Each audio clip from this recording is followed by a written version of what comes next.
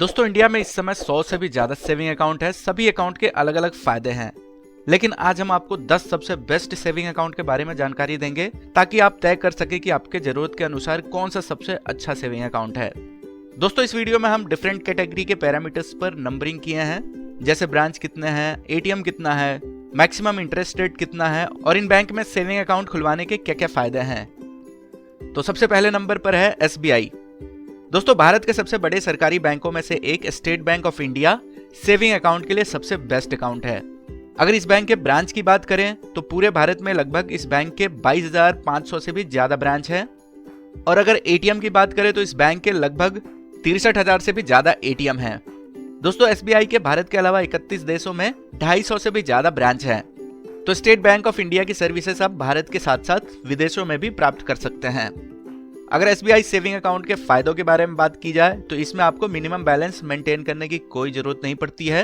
आप अपने saving account में जितना चाहें उतना बैलेंस रख सकते हैं। इसी के साथ आप घर बैठे बैठे योनो मोबाइल ऐप के जरिए बैंकिंग से रिलेटेड काफी सारे काम कर सकते हैं।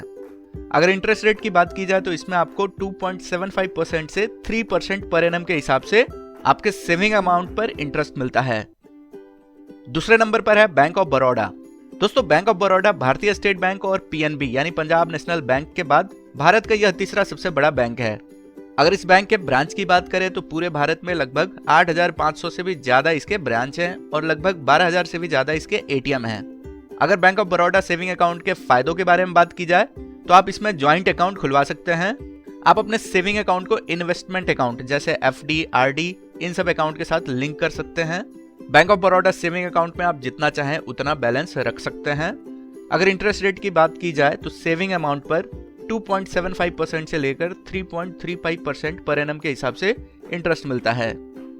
इस लिस्ट में अगला बैंक है एचडीएफसी बैंक। दोस्तों भारत के सबसे बड़े प्राइवेट बैंकों में से एक एचडीएफसी बैंक सेविंग अकाउंट के लिए सबसे बेस्ट अकाउंट है। एचडीएफसी बैंक में आपको मिनिमम एवरेज बैलेंस बनाए रखने की जरूरत पड़ती है। ये जो मिनिमम एवरेज बैलेंस है ये किस टाइप का सेविंग अकाउंट है उस पर डिपेंड करता है। अगर बात की जाए तो आमतौर पर एचडीएफसी बैंक अकाउंट में आपको 10,000 रुपये से लेकर 25,000 रुपये तक मिनिमम एवरेज बैलेंस मेंटेन करने की जरूरत पड़ती है। अगर एचडीएफसी ब्रांच की बात की जाए तो पूरे भारत में लगभग इस बैंक के 6,500 से भी ज्यादा ब्रांच हैं और लगभग 19,000 से भी ज्यादा एटीएम हैं। वही इंटरेस्ट रेट की बात की जाए तो 3% से लेकर 3.50% पर एनम के हिसाब से आपको सेविंग अमाउंट पर इंटरेस्ट मिलता है। अगला बैंक है Kotak Mahindra bank. Kotak Mahindra bank saving account या फिर कोटक 811 सेविंग अकाउंट, इसके बारे में आपने जरूर सुना होगा। ये जो कोटक 811 सेविंग अकाउंट है ये सबसे बेस्ट ऑनलाइन सेविंग अकाउंट में से एक है। कोटक महिंद्रा बैंक में कोटक 811 सेविंग अकाउंट खोलने के लिए कोई मिनिमम बैलेंस रखने की जरूरत नहीं पड़ती है, यानी आप कोटक 811 अकाउंट जीरो बैलेंस पर खोल सकते हैं।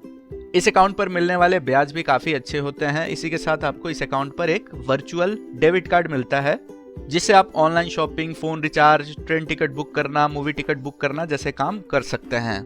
अगर ब्रांच की बात की जाए तो पूरे भारत में कोटक महिंद्रा बैंक के लगभग 1600 से भी ज्यादा ब्रांच हैं और लगभग 2500 से भी ज्यादा एटीएम है।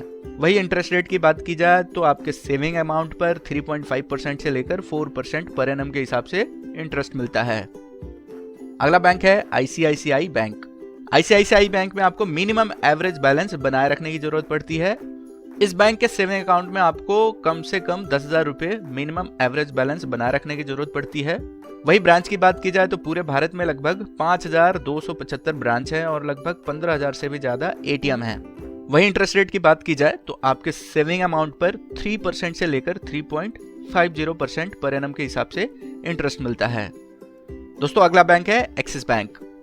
दोस्तों एक्सिस बैंक आपको 16 तरीकों के सेविंग अकाउंट खोलने का ऑप्शन देता है। आप अपने जरूरत के हिसाब से अपने लिए इनमें से एक बेहतर सेविंग अकाउंट चुन सकते हैं।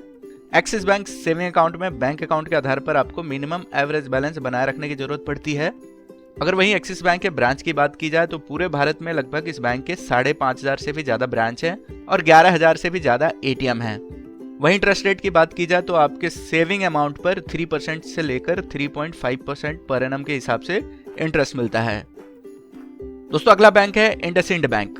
इंडसइंड बैंक आपको 3-in-1 अकाउंट खोलने का मौका देता है, यानी इंडसइंड बैंक सेविंग अकाउंट के साथ साथ आप डीमैट और ट्रेडिंग अकाउंट भी खोल सकते हैं।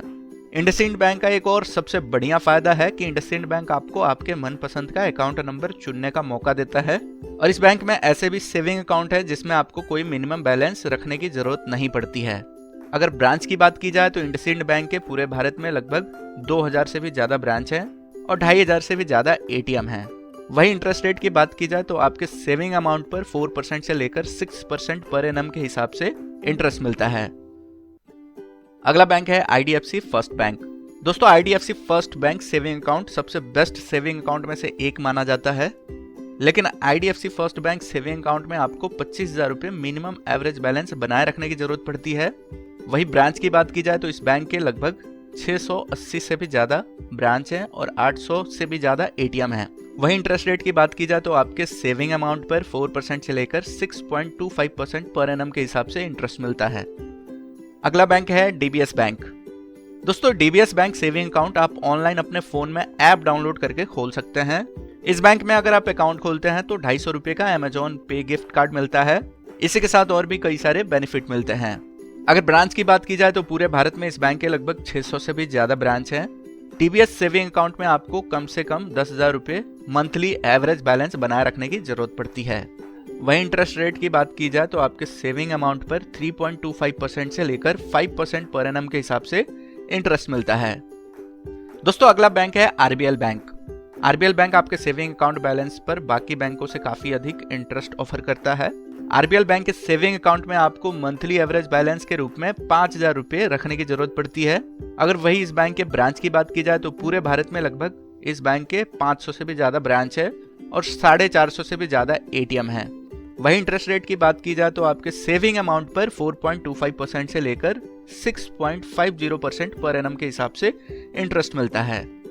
तो ये है 10 सबसे बेस्ट बैंक जहां पर आप सेविंग अकाउंट खुलवा सकते हैं। तो दोस्तों उम्मीद करता हूं कि यह जानकारी आपको अपने लिए एक बेहतर सेविंग अकाउंट चुनने में मदद करेगी और ऐसे ही जानकारी के लिए हमारे चैनल को सब्सक्राइब करें।